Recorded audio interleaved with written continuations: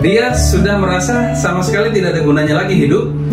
Tapi bukan karena faktor kesepian tadi. Kalau yang di atas ini kan karena kesepian. Makanya teman-teman yang belum berkeluarga di sini, yang belum punya pacar, tolong jangan diceng-cengin, kan kasihan. Jangan sampai bunuh diri. Gitu ya, bro.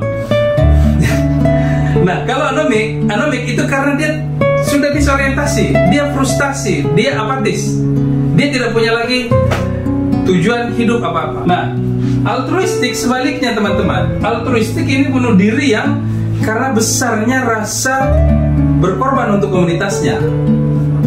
Kasus-kasus pengeboman, kasus bom bunuh diri, atau di masa perang Jepang dulu ada yang namanya kamikaze, yang nabrakin pesawat, itu adalah bentuk jenis-jenis bom bunuh diri yang sifatnya altruistik.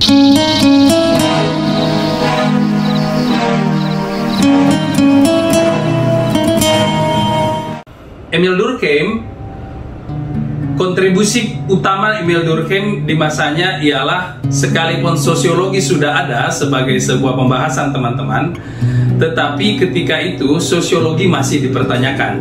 Layakkah dia berdiri sebagai sebuah studi yang mandiri? Kenapa? Karena sosiologi ketika itu, sosiologi masih dianggap terlalu dekat dengan filsafat. Ingat, pada waktu Comte memperkenalkan sosiologi, yang dia sebut sebagai bapak sosiologi itu, ia dalam konteks menceritakan tentang positif filosofi, karyanya dia, Cours de Positive Philosophy. Kemudian yang kedua, sosiologi juga ketika itu masih sangat dekat dengan sejarah. Seolah-olah dia itu hanya lahir sebagai sebuah studi sejarah, karena memang terutama mengevaluasi jalannya roda sejarah dengan peristiwa-peristiwa besar, revolusi Perancis, revolusi industri, dan hal-hal yang semacam itu. Yang ketiga adalah sosiologi juga masih terlalu dekat dengan psikologi.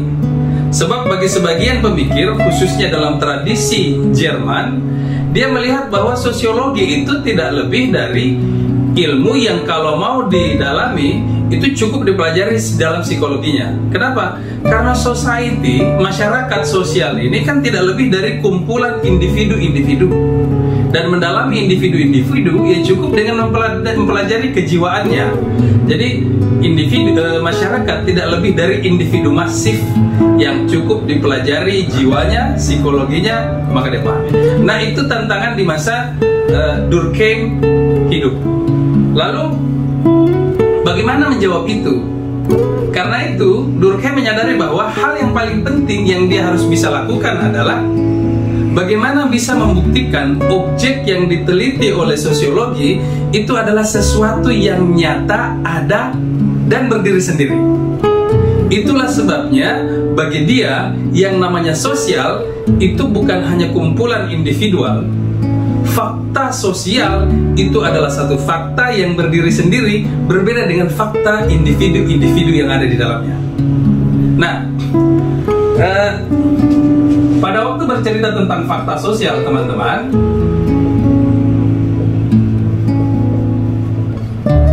PR utama Durkheim di sini terkait dengan fakta sosial.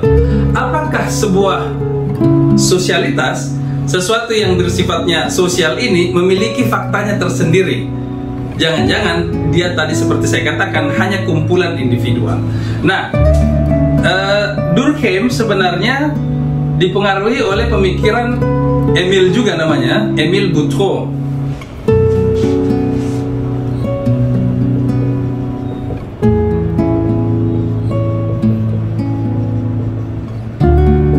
Emile Boutroux ini juga salah satu pemikir filosof yang dia melihat bahwa pertama ada yang namanya tingkatan kenyataan.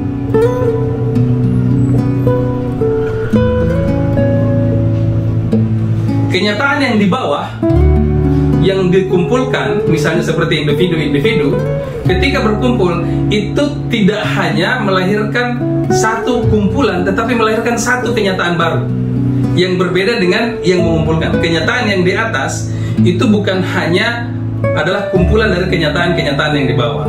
Sehingga, ajaran dia ini, konsekuensinya adalah keseluruhan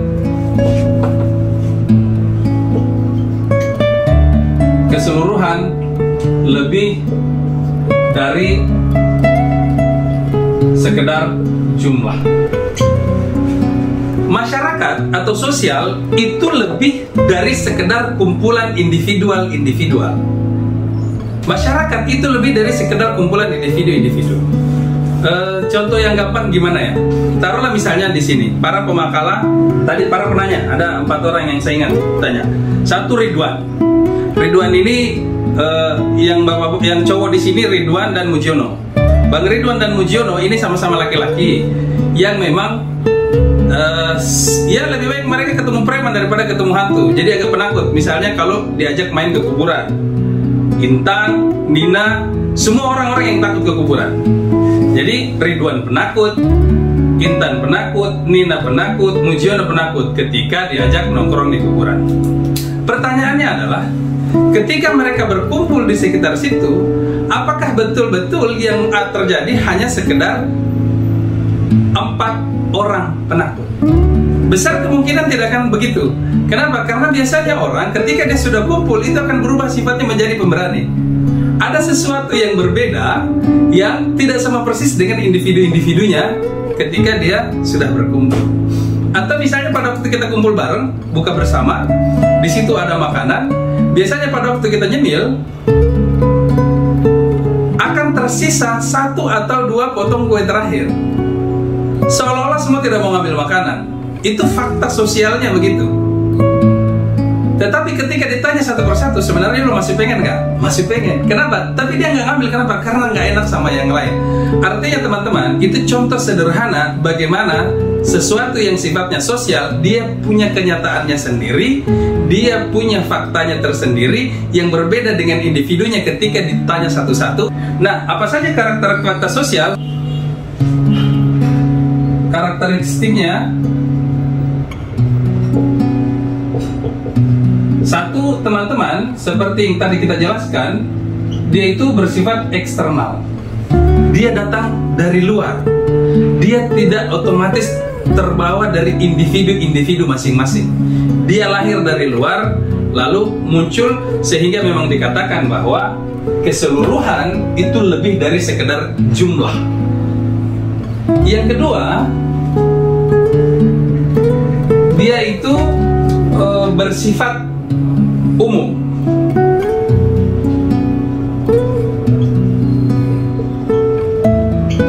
Bersifat umum itu artinya bagaimana teman-teman? Siapapun bisa mengalami itu. Dia tidak bersifat khas pada 1-2 orang tertentu saja, tetapi dia itu adalah sebuah fakta yang bersifat umum, yang bersifat objektif. Contoh yang saya ceritakan tadi tentu bukan hanya berlaku bagi Bang Mujiono, Bang Ridwan, Nina, dan Intan, tetapi bagi siapapun. Nah, tentu saja fakta sosial yang dibahas oleh Durkheim itu lebih dari sekedar yang saya beri contoh tadi, teman-teman. Saya hanya sekedar memberikan contoh-contoh yang lebih mudah diingat, lebih mudah dipahami. Tetapi yang dimaksud oleh Durkheim itu saya yakin juga sudah dijelaskan oleh kelompok 1 bahwa di situ ada seperti norma, ada seperti hukum, ada seperti nilai, sesuatu yang sifatnya hadir, dan karenanya dia juga memiliki sifat yang ketiga, bersifat memaksa. Karakteristik fakta sosial, teman-teman, dia itu memiliki nilai, memiliki kecenderungan untuk memaksa orang-orang yang ada di sekitar. Dan paksaan ini tidak selalu sesuatu yang mereka sadari.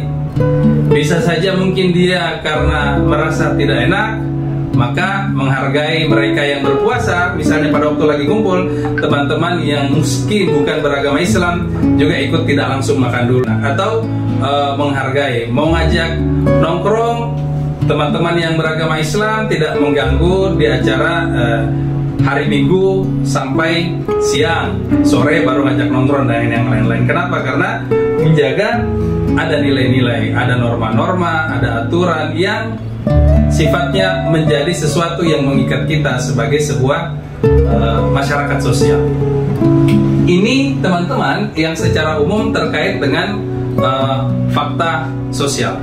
Nah, Hal lain yang juga banyak dijelaskan oleh Durkheim terkait dengan sosiologi dan kontribusinya tadi setelah dia berhasil membuktikan fakta sosial, maka sejak di zaman Durkheim lah sosiologi menjadi sebuah ilmu yang diakui sebagai studi yang mandiri dan diajarkan di kampus-kampus dimanapun. Yang kedua, yang menjadi fokus pembahasannya dan saya juga lihat di teman-teman kemarin tulis itu adalah solidaritas.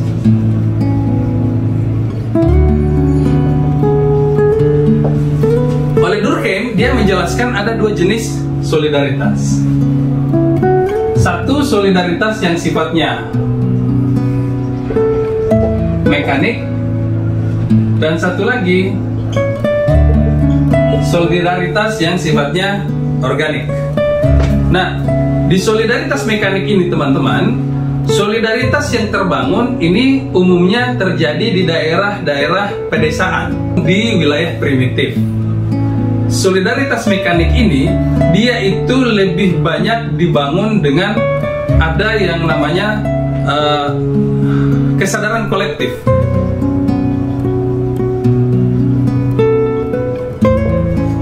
Di masyarakat mekanik, kesadaran kolektifnya itu cukup tinggi. Berbeda dengan masyarakat organik, solidaritas organik. Solidaritas organik ini solidaritas yang dibangun terkesan seperti sebuah organisme sosial yang setiap bagian-bagiannya itu memiliki peran-peran tertentu, tetapi sebenarnya dari segi kesadaran kolektifnya mereka itu rendah. Jadi kalau mekanik ini diasumsikan itu semuanya anggotanya bisa berjalan sendiri, tapi di organik itu tingkat ketergantungan antar anggota-anggotanya itu sangat tinggi dalam kesadaran organik. Kalau ini terjadi di pedesaan, ini terutama terjadi di kota. Ini sifatnya primitif, ini sifatnya industrial, karena pada waktu itu yang paling maju adalah industri. Nah, yang kedua tadi saya katakan ciri lainnya adalah ketergantungan individu. Nah, ini unik. Di kesadaran kolektif tinggi untuk masyarakat mekanik, tetapi dari segi ketergantungan antara individu dia sebenarnya rendah. Sebaliknya, yang terjadi di organik, kesadaran kolektif rendah, tetapi ketergantungan antar individunya itu sangat tinggi. Solidaritas organik itu sama seperti melihat sebuah tubuh, masing-masing ini memiliki organ-organ yang sangat saling bergantung satu dengan yang lain. Nah, selain persoalan kesadaran kolektif, ketergantungan individu, yang lain juga terlihat jelas itu apa? Pembagian kerja. Pembagian kerja teman-teman, bagi masyarakat mekanik bisa dilihat bahwa karena tingkat ketergantungan rendah, tentu saja pembagian kerjanya di sini juga sifatnya rendah. Sementara bagi organik, pembagian kerja juga tinggi. Sebab pembagian kerja dan ketergantungan antar individu itu sejalan. Nah, karakter lain, ciri yang lain bagi mekanik dan organik solidaritas ini adalah pada sifat hukumnya. Karena masyarakat organik itu, mekanik itu, mereka sangat kolektif. Karena itu bagi dia, ketika ada orang yang melakukan kesalahan, melakukan pelanggaran, itu adalah sebuah pengkhianatan terhadap kebersamaan kita. Dia itu lebih pada balas dendam. Sehingga pola hukum yang ada di sini dia itu bersifat represif. Sementara di organik, pola hukum yang terjadi itu dia bersifat lebih pada mengembalikan keadaan, mengembalikan ketenangan sifatnya ketergantungan kita ini, sehingga cukup ganti rugi sifatnya. Makanya disebut sebagai kehukuman yang bersifat restitutif. Nah, terakhir solidaritas ini teman-teman itu sangat terkait dengan apa yang namanya integrasi sosial. Dan isu yang menarik yang dia bahas, salah satu contoh adanya fakta sosial itu apa? Terkait dengan bunuh diri. Waduh, ini kita bahas bunuh diri, udah lapar-lapar begini, bahas bunuh diri rasanya mau mati beneran, kita mati kelaparan. Ada 3 jenis bunuh diri. 1, bunuh diri egoistik. 2, bunuh diri anomik. 3, bunuh diri altruistik. Nah, bunuh diri egoistik teman-teman sama dengan bunuh diri anomik. Ini terjadi di masyarakat yang integrasi sosialnya rendah.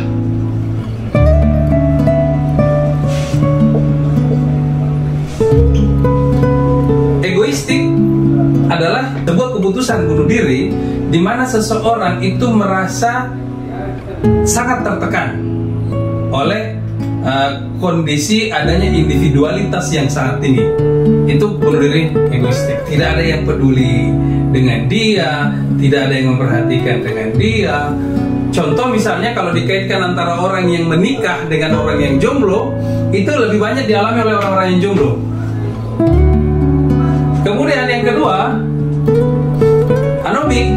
Ini bunuh diri yang justru dia kasusnya karena dia sudah kehilangan orientasi, tujuan, norma-norma, dan segala alat yang bisa digunakan untuk ke arah sana.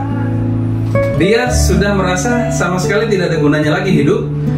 Tapi bukan karena faktor kesepian tadi. Kalau yang di atas ini kan karena kesepian. Makanya teman-teman yang belum berkeluarga di sini, yang belum punya pacar, tolong jangan diceng-cengin, kan kasihan.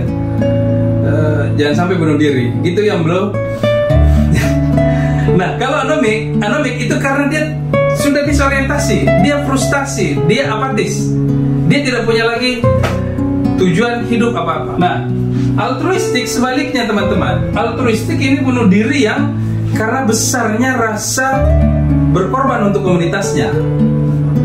Kasus-kasus pengeboman, kasus bom bunuh diri, atau di masa perang Jepang dulu ada yang namanya kamikaze, yang nabrakin pesawat, itu adalah bentuk jenis-jenis bom bunuh diri yang sifatnya altruistik. Sebagai penutup, kalau kita bikin dalam bentuk ini BD ya, kita sebut BD aja. Sehingga kalau kita bentuk dalam grafik, maka hubungan dan posisi antara BD bunuh diri, di sini ada bunuh diri yang tinggi, di sini ada rendah, dan di sini misalnya ada integrasi sosial, di sini rendah dan ini tinggi. Diagramnya begini. Nah, bunuh diri yang sifatnya egoistik dan anomik itu ada di sini. Sementara yang altruistik di sini. Cara bacanya bagaimana? Semakin rendah integrasi sosial, maka dia berpotensi mengalami bunuh diri yang egoistik atau anomik. Ketika dia tinggi di sini integrasi sosialnya, maka yang terjadi adalah bunuh diri yang sifatnya altruistik. Oke, gitu teman-teman ya. Paling secara umum itu saja dulu pertama pembahasan kita. Terima kasih banyak atas waktunya. Oke, sekian teman-teman. Selamat berbuka, selamat malam. Assalamualaikum warahmatullahi wabarakatuh. Waalaikumsalam warahmatullahi wabarakatuh. Ya, baik.